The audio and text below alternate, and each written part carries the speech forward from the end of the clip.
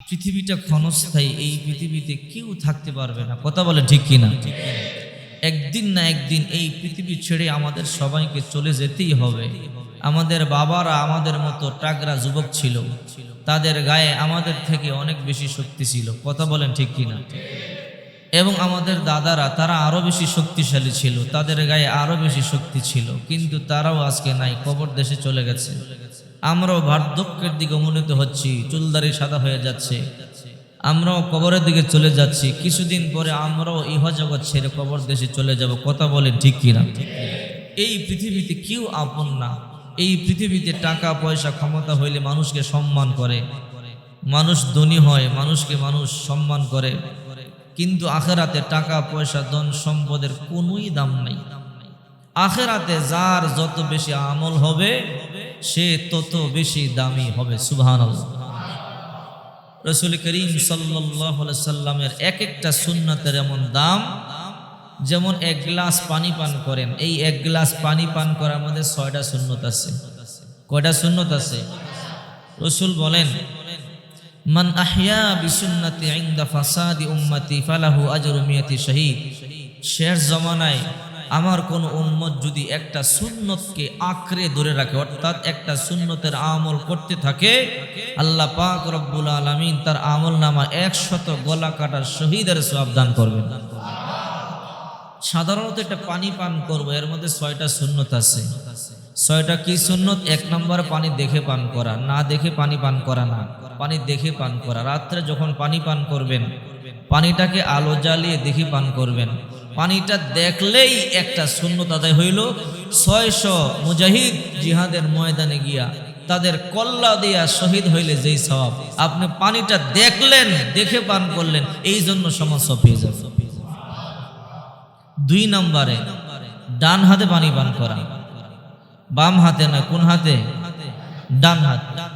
৩ নম্বরে বসে পানি পান করা, দাঁড়িয়ে থেকে পানি পান করা না। ৪ নম্বর ৩ শ্বাসে পানি পান করা। কয় শ্বাসে? ৩ শ্বাসে। এরপরে ৫ নম্বর দোয়া পড়া, ৬ নম্বর শেষে দোয়া পড়া। এই ৬টা সুন্নত রাসূল বলেন, কোনো ব্যক্তি যদি আমলে পরিণত করে, আমল চলতে থাকে শেষ জমানায়, যখন কোনো মানুষ আমল করবে না, আমল ভুলে যাবে, যখন কোনো মানুষ সুন্নতকে প্রাধান্য দিবে না, এই শেষ জামানায় যদি আমার উম্মতেরা এই সুন্নতের আমল করে, এই ৬টা সুন্নত পানি পানের মধ্যে করে, ৬০০ শহীদের সওয়াব আল্লাহ তার আমল নামায় দিয়ে দিবে। একটা সুন্নতের কত দাম! শুনলে আশ্চর্য হয়ে যাবেন। একটা সুন্নতের কত দাম শুনলে আশ্চর্য হয়ে যাবেন। ইমাম আহমদ ইবনে হাম্বল রাহিমাহুল্লাহ 4টা মাযহাব, হানাফি মাযহাব, শাফি মাযহাব, মালিকি মাযহাব, হাম্বলি মাযহাব। মাযহাব কয়টা? আমরা হানাফি মাযহাবের, আমাদের ইমাম আবু হানিফা রাহমাতুল্লাহ আলাইহি। আরেকটা মাযহাব আছে হাম্বলি মাযহাব, ইমাম আহমদ ইবনে হাম্বল রাহিমাহুল্লাহ। অনেক বড় একজন আল্লাহওয়ালা বুজুর্গ ছিল, উনিও একজন বড় ইমাম। রাসূলের একটা সুন্নত বুঝাইতে যাইয়া দেখেন ইমাম আহমদ ইবনে হাম্বল রাহিমাহুল্লাহ একদিন তার বন্ধুরা গোসল করবে শর্ট প্যান্ট পরে, সবাই নেমে গেছে, শর্ট প্যান্ট পরে গোসল করতেছে। উনি দাঁড়ায় রয়েছে, উনি পানিতে নামে না, বলতেছে তুমিও শর্ট প্যান্ট পরে আমাদের সাথে গোসলে নেমে যাও। ইমাম আহমদ ইবনে হাম্বল বলে, না, আমার রাসূল সেটা শিখায় নাই। হাঁটুর উপরে কাপড় উঠে এটা ফরজতর হয়ে যায়। রাসূলের সুন্নাত হলো লম্বা পোশাক পরা। আমি এই রকম পোশাক পরে পানিতে নামতে পারবো না, রাসূলের সুন্নতের খেয়ানত করতে পারবো না, আল্লাহর ফরজের লঙ্ঘন করতে পারবো না। তো বন্ধুরা বলতেছে, যদি তুমি আমাদের সাথে, 2 জন বন্ধু বলতেছে, যদি আমাদের সাথে তুমি শর্ট প্যান্ট পরে পানিতে না নেমে গোসল না করো, তাহলে আজকে থেকে তোমার সাথে বন্ধুত্ব কাটা, তোমার সাথে আর আমরা বন্ধুত্ব রাখবো না। ইমাম আহমদ ইবনে হাম্বল বলে, যদি তোমরা আমার রাসূলের সুন্নতের জন্য রাসূলের সুন্নত খেয়ানত করতে বলো, প্রয়োজনে তোমাদের সাথে বন্ধুত্ব কাটা যাবে, এরপর রাসূলের সুন্নত আমি ছাড়তে পারি না। সুবহানাল্লাহ। বন্ধুরা তাকে বিদায় করে দিল।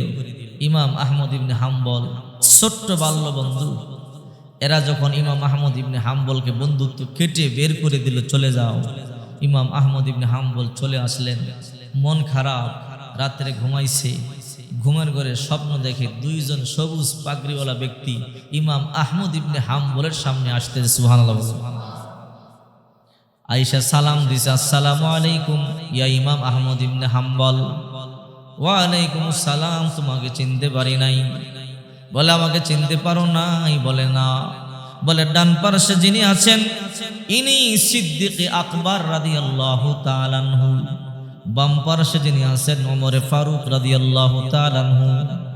একটু সামনে রহমাতুল লিল আলামিন রওজা থারে পাকে বসে আছে। আমাদের দুইজনকে পাঠাইছে তোমাকে পয়গম্বরের কাছে নিয়ে যাওয়ার জন্য। পয়গম্বর তোমার সাথে দেখা করবার জন্য অপেক্ষা করতেছে। সুবহানাল্লাহ। আবু বকর ওমর রাদিয়াল্লাহু তাআলা আনহুমা দুইজন ইমাম আহমদ ইবনে হাম্বল রাহিমাহুল্লাহকে আল্লাহর পয়গম্বরের সামনে নিয়ে গেল। আল্লাহর পয়গম্বর তাকায় দেখে ইমাম আহমদ ইবনে হাম্বলের চোখের মধ্যে পানি। কে রে ইমাম আহমদ ইবনে হাম্বল, মনের মধ্যে বড় বুঝি দুঃখ? বলে হ্যাঁ, মনের মধ্যে বড় দুঃখ। কিসের দুঃখ? দুইজন বন্ধু তোরে তাদের বন্ধুত্ব কাইটা দিছে, এই জন্য মনের মধ্যে দুঃখ। বলে হ্যাঁ। আরে ইমাম আহমদ ইবনে হাম্বল, আমার একটা সুন্নাত মানতে গিয়া দুইজন বন্ধুত্বকে তুই কেটে দিলি, দুইজন বন্ধু তোরে কেটে দিল, বের করে দিল। দুইজন বন্ধুর বন্ধুত্ব শেষ করে দিল, তোরে দুইজন বন্ধু বের করে দিল। আরে ইমাম, আমি ওয়াদা দিলাম দুইজন বন্ধু তোরে বের করে দিল, দুইজন বন্ধু বন্ধুত্ব কেটে দিল।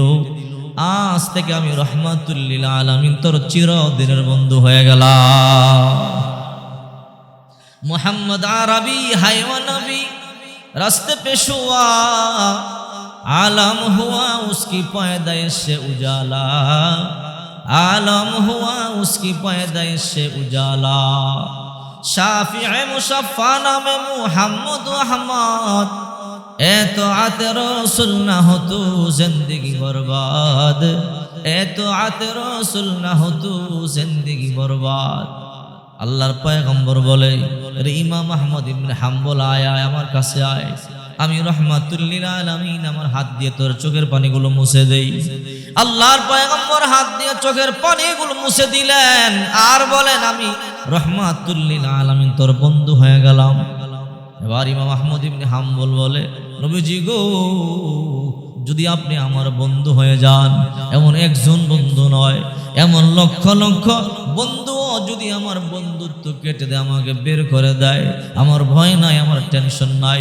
কঠিন মুসিবতের দিন যেদিন মা কাজে আসবে না, যেদিন বাবা কাজে আসবে না, বন্ধু তো দূরের কথা, যেই দিন ভাই কাজে আসবে না, বিবি কাজে আসবে না, সন্তান কাজে আসবে না।